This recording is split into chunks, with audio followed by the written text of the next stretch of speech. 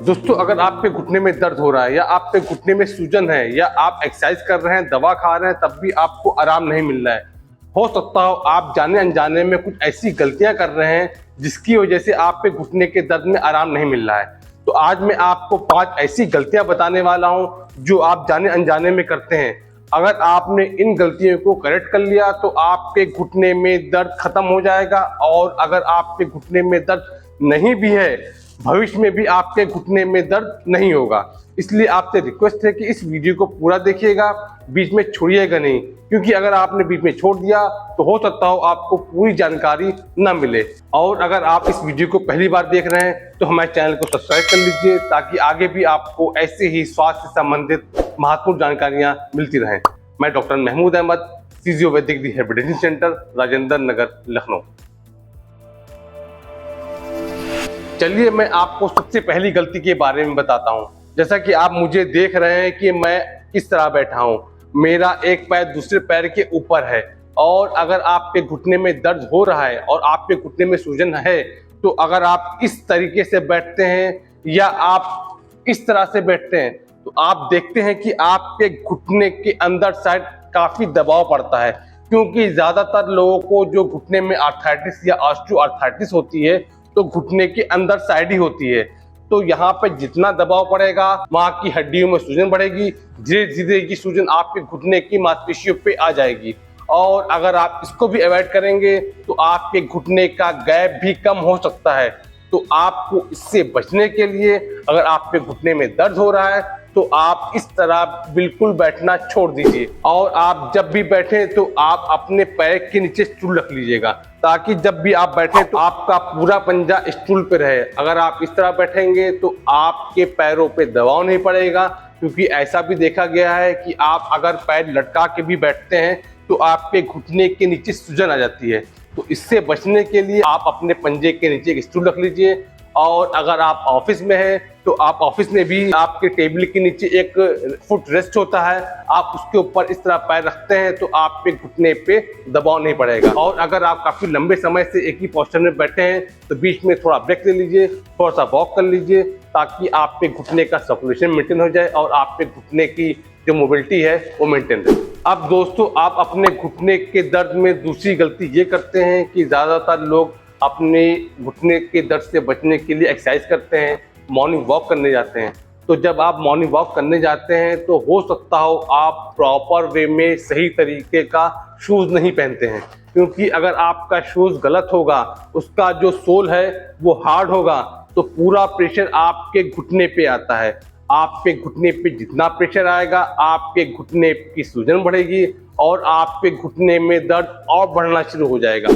अक्सर लोग गलती ये भी करते हैं कि जब उनके घुटने में बहुत ज़्यादा दर्द होता है और वो तब भी मॉर्निंग वॉक करने जाते हैं, और दर्द भी होता रहता है और उसमें भी मॉर्निंग वॉक करते हैं। तो आप ऐसी गलती नहीं करिएगा, क्योंकि अगर आपको मॉर्निंग वॉक करने में दर्द नहीं हो रहा है तभी आप वॉक करिए, और अगर आपको चलने में टहलने में दर्द हो रहा है, आप दर्द के मारे चल नहीं पा रहे हैं, तो शुरू में कुछ दिन आप पहले अपने घर पे रेस्ट करिए, अपने घुटने की पहले गर्म सिकाई कर लीजिए। जब आपको लगे कि अब आपके घुटने में दर्द नहीं हो रहा है तब आप थोड़ा चलना स्टार्ट कर दीजिए। इसके अलावा लोग ये गलती करते हैं कि जब वो सीढ़ी से चढ़ते हैं उतरते हैं तो उसमें भी काफ़ी ज़्यादा दर्द होता है। इससे बचने के लिए आपके जिस घुटने में दर्द हो रहा है उसको बाद में रखिए, यानी कि जो आपका पैर नॉर्मल है जिसमें आपके घुटने में दर्द नहीं है, पहले उस पैर को नीचे ले जाइए, फिर जिस पैर में आपके दर्द हो रहा है उसको नीचे रखिए। इसी तरह आपको जब आपको जीना चढ़ना है तो आप पहले अपने नॉर्मल पैर को ऊपर ले जाइए, फिर अपने अफेक्टेड पैर को ऊपर चढ़िए।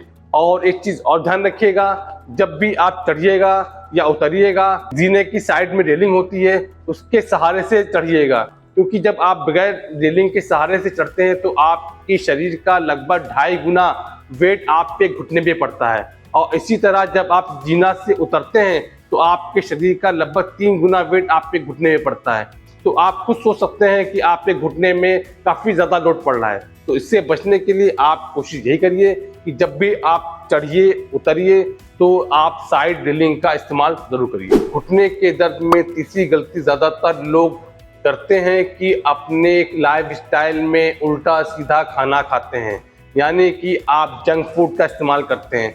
जैसा कि आप अखबार में, न्यूज़ में आप देखते रहते हैं कि जंक फूड हमारे शरीर के लिए कितना नुकसानदेह है। ये आपके शरीर को फुला देता है। आप कोल्ड ड्रिंक इस्तेमाल करते हैं या मैदे वाले कोई भी चीज़ खाते हैं, ये आपके शरीर को फुलाते हैं और आपके शरीर का फैट बढ़ाते हैं। इससे आपके शरीर में जो कैल्शियम, विटामिन, मिनरल्स, कार्बोहाइड्रेट्स और भी जो माइक्रो एलिमेंट होते हैं वो आपके शरीर में पहुंचते नहीं हैं, जिसकी वजह से आपके शरीर में कैल्शियम और विटामिन की डिफिशियंसी होने लगती है। धीरे धीरे ये आपकी हड्डियों को कमजोर कर देती है और आपके शरीर में अलग अलग जगहों पे दर्द होना शुरू हो जाता है, खासकर घुटने में, और घुटने के बाद आपकी कमर में दर्द होना शुरू हो जाता है। अक्सर आप अपने घर के बुजुर्गों को देखते होंगे, ज़्यादातर लोग वो घुटना और कमर के दर्द की शिकायत करते रहते हैं। तो इससे बचने के लिए आप कोशिश करिए कि प्रॉपर वे में न्यूट्रिशियस खाना खाइए, हरी सब्जियां खाइए, अंडे का सेवन करिए, दूध पीजिए। इसके अलावा अगर आपके घुटने में दर्द और सूजन है तो आप एक छोटी सी होम रेमेडीज का इस्तेमाल कर सकते हैं। आपको करना क्या है कि 1 गिलास गर्म दूध ले लीजिएगा और उसके अंदर 2 चम्मच पिसी हुई हल्दी डालिएगा।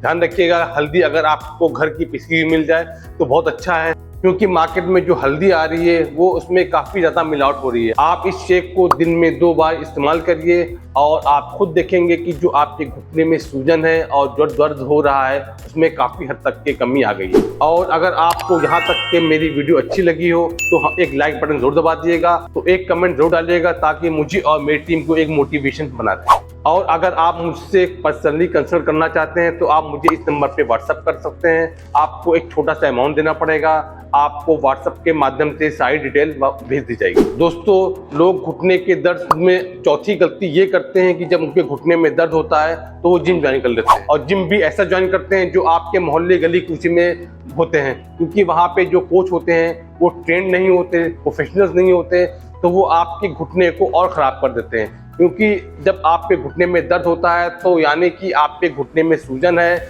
और आपके घुटने में आर्थराइटिक चेंजेस हो सकता हो शुरू हो गए हों।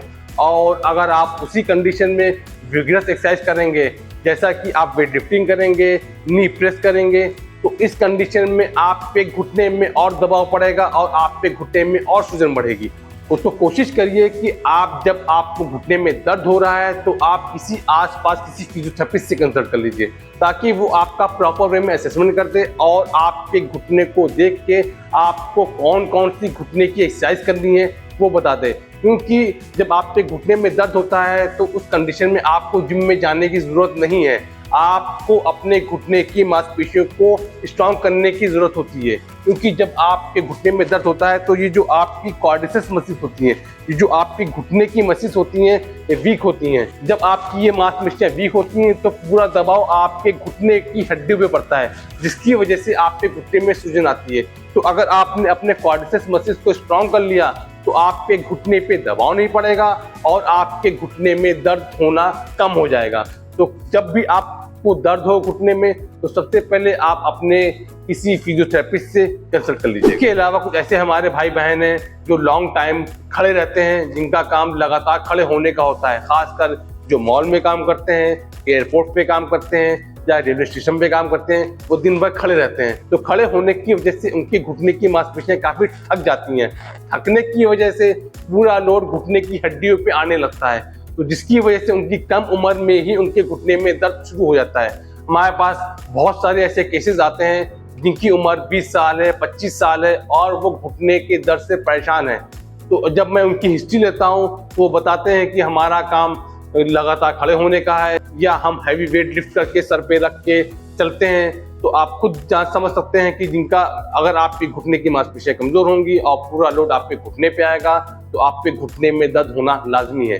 तो इससे बचने के लिए आप कोशिश करिए कि अपने घुटने की मांसपेशियों को स्ट्रॉन्ग रखिए। आपके घुटने की मांसपेशियां जितनी स्ट्रॉन्ग रहेंगी आपके घुटने में दर्द उतना ही कम होगा। घुटने के दर्द में 5वीं गलती ज्यादातर लोग करते ये हैं कि अगर उनके घुटने में कभी चोट लगी हो या उनके घुटने में कभी फ्रैक्चर हो गया हो तो उस कंडीशन में वो प्रॉपर वे में ट्रीटमेंट नहीं लेते। जब आप प्रॉपर वे में ट्रीटमेंट नहीं लेंगे तो आपकी घुटने की मांसपेशियां काफी कमजोर बनी रहती हैं और पूरा लोड आपके घुटने पे आता है, तो आप खुद समझ सकते हैं कि जब आप पे घुटने पे लोड आएगा तो आपकी चाहे कोई भी उम्र हो, चाहे आप यंगस्टर हो, चाहे ओल्ड एज के हो, किसी भी एज में हो, तो आप पे घुटने में दर्द होना लाजमी है। तो कभी भी कोशिश करिए कि अगर आपके घुटने में फ्रैक्चर हुआ हो या कोई लिगामेंट इंजरी हो तो आप अपने आसपास किसी ऑर्थोपेडिक सर्जन या किसी फिजियोथेरेपिस्ट से कंसल्ट कर लिए, ताकि वो आपका असेसमेंट करके आपको आपकी घुटने की मांसपेशियों को स्ट्रांग करने की एक्सरसाइज बता दे। और अगर आपके घुटने की मांसपेशियां स्ट्रांग रहेंगी तो आप खुद समझ सकते हैं कि आपका घुटना मजबूत रहेगा और भविष्य में भी आपके घुटने में दर्द नहीं होगा। दोस्तों, ये जो मैंने आपको 5 गलतियां बताई हैं, अगर आपने इन गलतियों को ठीक कर लिया तो आप खुद देखेंगे, मैं गारंटी ले रहा हूं कि आपके घुटने में दर्द होना खत्म हो जाएगा। और अगर आपके घुटने में दर्द नहीं भी हो रहा है और अगर आप इनको फॉलो करेंगे तो भविष्य में भी आपके घुटने में दर्द नहीं होगा। ये थी कुछ बेसिक इन्फॉर्मेशन जिसको मैंने अपने एक्सपीरियंस के हिसाब से आपके सामने शेयर की है। और अगर आपको वीडियो अच्छा लगा हो तो हमारे चैनल को सब्सक्राइब कर लीजिए, लाइक बटन दबाइए, शेयर करिए। शेयर खासकर उन लोगों को करिए जो आपके दोस्त हैं, मित्र हैं और जो घुटनों के दर्द से परेशान हैं। अगर आप उनको शेयर करेंगे तो हो सकता हो उनकी भी मदद हो सके। फिर मिलेंगे फिर किसी नए वीडियो के साथ, तब तक के लिए नमस्कार।